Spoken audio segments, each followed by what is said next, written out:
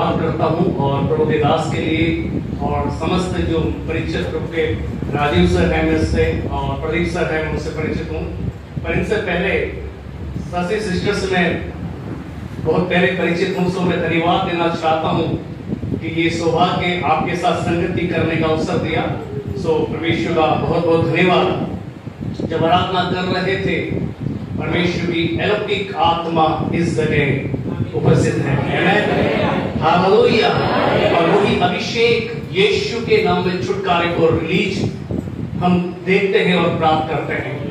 और मैं धन्यवाद देना चाहता हूँ, एक आशीष को मैंने प्राप्त किया। मैं तमाम प्रभु के इस कलीसिया के नौजवानों के लिए, बहनों के लिए, भाइयों के लिए, बुजुर्गों के लिए धन्यवाद, दिल से धन्यवाद देता हूँ। साथ ही मैं छोटी सी गवाही, क्योंकि आशीष जी दे सकते हैं छोटी सी गवाही, उसके बाद जिस संस्था के साथ मैं सेवकाई करता हूँ उसके बारे में रखेंगे। मैं बेसिकली जो फुलेरा जयपुर के पास है और आपके सीनियर पास्टर यानी इस कलीसिया के नहीं, लेकिन प्रभु के दास के जो साथ उनके द्वारा मैं पहला फल हूँ। पास्टर रेमंड गार्डनर साहब का ही मैं द्वारा विश्वास में आया हूँ। पहला फल फुलेरा से हूँ। 92 के अंदर उन्होंने सेवकाई शुरू करी। 92 के अंदर रेलवे के अंदर छोटी सी मुझे पोस्ट मिली थी बागवान की, मालिक का काम किया करता। सीधी सी मारवाड़ी बोल रहे हैं कि मैं थोड़ा चला जाओ तो कहने वाले कोई माड़ी को काम आपा जो जयपुर की थोड़ी सी जोधपुर की मेरी मिस हो गई, अभी ऐसे हो गया। तो कहने का मतलब है कि माड़ी को काम कर रहे हैं आप और रेलवे में छोटी सी काम हो। लेकिन एक दिन बिरजमोहन साहब जो कि वहां पर प्रभु के सेवक थे फुलेरा में, वो इंस्टीट्यूट रेलवे इंस्टीट्यूट में आते हैं और वो बोलते भाई माँ कहते तो मंगलवार ने सत्संग चल रहे, सत्संग हो रहा है मंगलवार ने, थे जरूर शाम में उस सत्संग में आ जाओ। तो सत्संग का नाम सुन के मेरी जो दिमाग की तरंगे थी, जिनको मैं मानता था, समझ गए आप, इतना काफी मेरे आपको समझने के लिए। मैंने सोचा अच्छा मंगलवार का दिन है तो बाजी बात है, प्रसाद तो लेके जाना ही पड़ेगा। उसके बाद क्या है, 2 अगरबत्ती तो लेके जानी पड़ेगी। उसके बाद जिस कमरे में गए, सिस्टर जी जानते हैं, पास्टर जी जानते हैं, बुर्स आंटी का एक घर था और जो कि फुलेरा का एक हिस्सा, जो कि सिस्टर जी और बुर्स आंटी के घर के बीच में रेलवे स्टेशन है। और इस प्रकार 2 भागों में फुलेरा बटा हुआ है, एक मार्केट में, एक रेलवे का पूरा आधा हिस्सा रेलवे क्षेत्र है। सो उस समय पहली बार जब मैं सभा में गया तो वहां पर कुछ ज्यादा लोग नहीं थे। सिस्टर जी की बड़ी बहन, उनके हस्बैंड और बच्चे बहुत, जो कि अभिषेक को जानते हैं, अगर आया हो तो वो छोटा था उस वक्त, उससे बड़ी सीमा थी, वो थोड़ी बड़ी थी। आराधना कर रहे थे, कुछ लोग नए थे। तो मैं तो दिमाग में एक पल्ला बात कुन पड़ी साहब, पहली बार जब भी मैं गयो सभा में, एक पल्ला बात कुन पड़ी। तो जो बिरजमोहन साहब पूछते हैं वो मारवाड़ी थे, बोले कि समझ में आयो था ना। मैं मन में सोचो कि एक बात तो पल्ला पड़ी को नहीं, पर मैंने पूछे कि समझ में आयो कि, मैंने बोला हाँ समझ में आयो जी, अभी आयो। अब पर थोड़ा सा एक सुकून लगा। उसके बाद वो हाथ में, क्योंकि उस समय थैलियां नहीं चलती जो प्लास्टिक की, अखबार वो भी रंगीन नहीं था, व्हाइट। कितने लोग जाते व्हाइट अखबार आया करता था, पुराने लोग जानते हैं, थैलियां नहीं चलती थी। और उस प्रसाद जो मेरा था 1.25 रुपए का, भैया 1.25 रुपए उस वक्त, अगर आप अन्य जाति परिवार से हैं तो आप समझ सकते हैं इस बात की, मैं इससे ज्यादा समझ लूंगा। तो वो लेकर मैं आया और उसके बाद पूरे दीवारों को और जो स्थान ढूंढता, मेरी निगाहें ढूंढती रही कि ये चढ़ाना किसको है, समझ गए ना हम। उसके बाद में पहला दिन था, लेकिन धीरे धीरे मैंने पास्टर जो बिरजमोहन साहब उनकी जिंदगी को निखारना शुरू किया। मुझे उन्होंने ऐसी पवित्र बाइबल दी, लेकिन मुझे उसकी अहमियत नहीं मालूम थी। मैं साइकिल से अपने घर से इंस्टीट्यूट रेलवे में जाता, कभी इंस्टीट्यूट में ड्यूटी लगती तो कभी रेलवे स्कूल में लगती तो कभी गार्ड, जो कि जहाँ पर गार्ड और ड्राइवर रुकते हैं, नाम भूल जाओ जगह का, विश्राम गृह, वहां पर ड्यूटी लगती, मालिक का काम करना कहीं लगा देते। तो एक दिन ऐसे करते करते बिरजमोहन साहब की संगति कर रहा हूँ, पास्टर गार्डनर साहब भी आते हैं, हमें उत्साहित करते हैं। हमेशा मंगलवार को सत्संग होती थी, कभी कभी वो आते बातचीत करते। लेकिन एक दिन आया क्योंकि मेरे अंदर, मुझे नहीं मालूम था, लेकिन दुष्ट आत्मा का भी मैं शिकार था। ऊपरी आत्माएं कितना जानते हो ऊपरी आत्मा है, ऊपरी आत्मा होगी। तो सुनिए मेरी बात, यहाँ पर ताबीज, यहाँ गणतरी पर ताबीज और गले में ताबीज पहले बंधा हुआ में, और किस काम के लिए बंधे हुए थे कि छुटकारा मिले, छुटकारा वास्ते तुम मिले।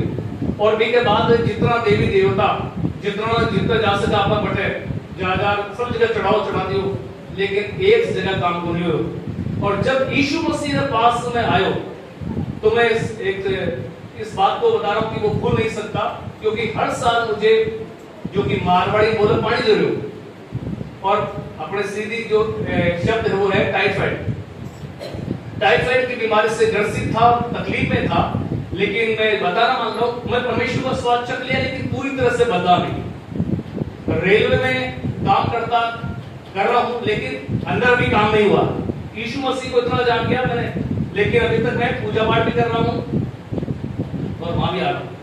ऐसा चल रहा था कुछ, और उसने मुझे थोड़ा सी उत्साहित बढ़ा जाने वाले मैं सिस्टर जी के भाई का भी योगदान दूंगा, धन्यवाद, क्योंकि वो इंस्टीट्यूट पर प्रोग्राम हुआ करते थे, तो उनको अच्छा, क्योंकि इनका परमेश्वर ने इस परिवार को एक ऐसा टैलेंट दिया बजाने का, तो वो भी हमें मुझे उत्साहित करते रहते, अरे ये इसको मानो, लेकिन मैं अभी तक नहीं मान रहा हूँ। और उसके बाद एक दिन हुआ कि 17 मई 1993 का दिन था, मैं रेलवे से आया, टाइफाइड की बुखार यानी पानी जरूर बुखार पीड़ित हो, और जैसे ही मैं अपने 4 मई अपने जो कि गांव में गुवाड़ी हुए, और आपने 4 तो इस साइड में, अगर मेरी शायद पास्टर जी ने मेरा घर देखा क्या, अगर घर देखा है तो उधर इधर गाय बकरी भैंस बंधी हुई है, इधर घरबार है, इधर रसोई को झोपड़ा ये जो है ना, भाई रसोई हो भाई आज चाहिए पक्को मकान पे, पक्को मकान आके रसोई तो नहीं हुए। तो अब मैं देखो कि कटा मेरे कोई नहीं देखे, बट 4 पाई में कोई देख तो तुम रहे हो, किन देखो, और एक प्रार्थना करी कि सच्चो देवता यीशु मसीह से जिंदा हो और हमारा पाप क्षमा हो गया और मैं सुबह तक ठीक हो जाऊं, तो ताकि मान क्या नते थाके न माके। कितना बोलना था कि साहब आप क्या बताओ, मेरे तो ऐसा लग रहा है 10 घोड़ों का बल आ गया और बुखार तो गायब हो गया।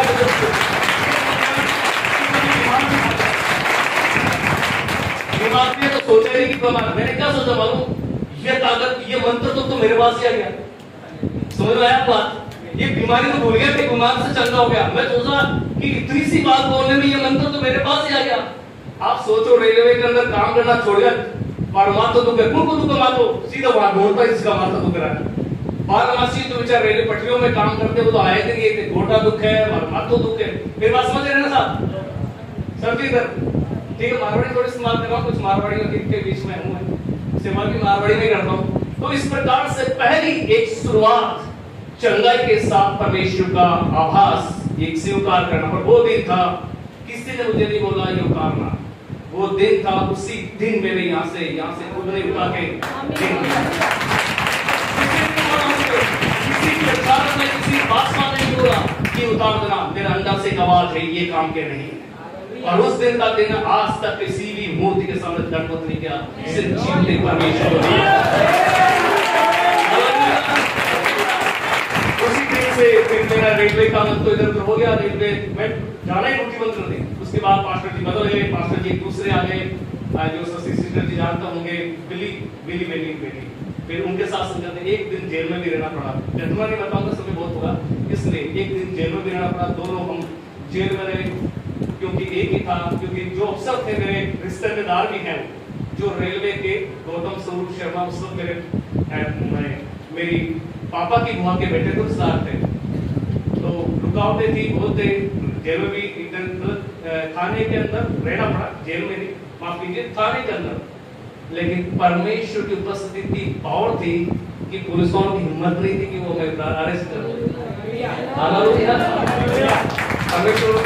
परमेश्वर का अनुग्रह इतना था कि वो जो पुलिस वाले कहेंगे भाई कि छोरा को भाई होगो भाई चढ़ गई के ऊपर, वो तो जो बोले वो ठीक हो जाओगे, तो हिम्मत नहीं हुई। ये कहने का मतलब है कि जब आपके द्वारा परमेश्वर का काम होता है तब हिम्मत नहीं कि कोई आपको बंद कर दे, काम अलौकिक थे। सो उसके बाद पास्टर रेमंड गार्नर साहब के माध्यम से मैंने बपतिस्मा लिया। बपतिस्मा लेके जिस जगह पास्टर साहिबा यानी एलिस गार्नर सिस्टर जी जो आप जानते हैं, वो उसी ऑफिस में काम करते थे। उन्होंने बोला अब ये तो रेलवे में तो करेगा नहीं, चलो सेवा में आ गया। और जब मैंने वही 1994 के अंदर प्रभु की वहीं से सेवकाई शुरू करी, और उसके बाद बाइबल कॉलेज जहाँ पासवान साहब ने भी किया है, शायद आप पहले किए, मैं 96 में किया। अच्छा, मैं 96 में बंडा डेविड अंकल आप जानते हैं, माउंट कर्मल चर्च वाले, वो मेरे साथ साथ थे। वो साथ साथ रोटी के लिए तरसते थे वहां, क्योंकि रोटी पकवान थी हमारे लिए। साउथ में जब चावल मिलते हैं और ये कटर रोटी खबड़ा छोड़ा से कटर रोटी। सो प्रभु का धन्यवाद देना चाहता हूँ। इस प्रकार सेवकाई शुरुआत हुई। प्रभु के दास मेरी शादी पे गवाते, वो शादी पे गए, नसीराबाद में शादी हुई, प्रभु के अनुग्रह से विश्वासी पत्नी मिली, और मैं धन्यवाद देना चाहता हूँ प्रभु के अनुग्रह से 2 बच्चे मिले, और प्रभु ने उनको भी 12वीं पास का करके आगे बढ़ने का प्रयास किया है। सब बातों के लिए मैं धन्यवाद देना चाहता हूँ, क्योंकि समय बहुत होगा। सो मैं धन्यवाद देना चाहता हूँ हर बात में, और एक तरह से अच्छे मित्र भी हैं, और मैं हमेशा आर्थिक सलाहकार भी एक तरह से मैं उनसे लेता हूँ। और जब मैं राजस्थान के कई जिलों में सेवा की है, सवाई माधोपुर, दौसा के अंदर, अलवर के अंदर, श्याम जयपुर के अंदर, और इसके बाद छोटी छोटी जगह जैसे कि यहाँ पर भी मैं 95 के अंदर, जबकि जो आपके गंगापुर सिटी है यहाँ पर सेवा कर चुका, गंगापुर सेवा के अंदर, मांडलगढ़ के अंदर, और एक आसीन के अंदर, यहाँ एवरीपुर से की जिस संस्था में मैं सेवा करता हूँ। सो मैं थोड़ा सा समय जिस संस्था में, जो कि एवरी होमपुर से राजस्थान के अंदर ही नहीं, लेकिन क्या बोलते हैं कि इंडिया के अंदर सुसमाचार की सेवकाई की पहली संस्था गठित हुई।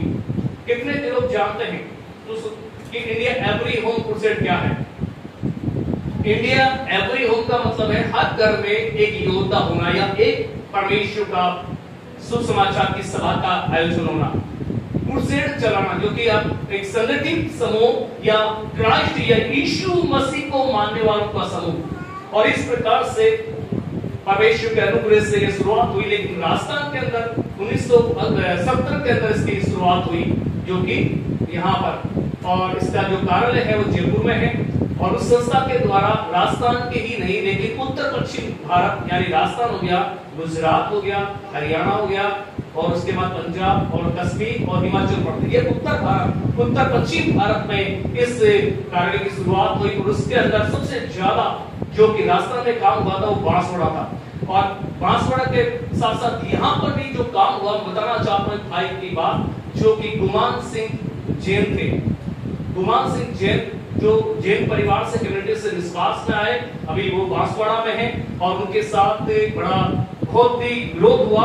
एक और विश्वासी का नाम लूंगा, जो नार्मल साहब, जो कि सीएनआई के बाद में पासवान रहे, वो भी यहीं के थे, और यहीं से इंडिया एवरी होम क्रूसेड के द्वारा विश्वास में आए। ये बात बता रहा हूँ आपको 60 से और 65 की दशक की बात, 1960 और 65 की, जब ऑफिस तो यहाँ नहीं था, लेकिन काम ऑफिस एमपी में था, मऊ में, लेकिन काम राजस्थान में हो रहा था।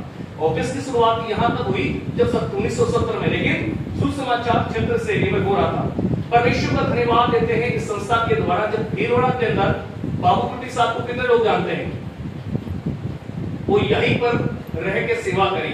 1992 के अंदर जब फुलेरा में सेवा शुरू हुई, उसी समय उनकी शादी भी 1992 हुई, और शादी के समय बाद वो इंडियन एवरीहोम, जबकि वो हीरो होंडा कंपनी के अंदर एक सुपरवाइजर की पोस्ट पर थे, प्लस वो खजांची भी थे, और उसको उन्होंने वो नौकरी जो कि कंपनी की छोड़कर वो सेवकाई में आ गए, और फिर उन्होंने यहाँ से शुरुआत करी। और उनके अंडर में, जो कि मैं बता रहा हूँ कि मांडलगढ़ में सेवा थी, उसके बाद आप जानते हैं कि गंगापुर में थी, और उसके बाद आश्रित के अंदर। और मैं एक छोटा सा भी नया विश्वासी हूँ, ये बेटा है, इसकी जैसे सिस्टर जी जानते हैं कि मेरे जो अभी तो थोड़ा सी हेल्थ दिख रहा हूँ, नहीं तो हाथ अगरबत्ती, पैर मोमबत्ती और सिर साबुन की बत्ती है। कितने वक्त समझ पाए मेरी बॉडी को?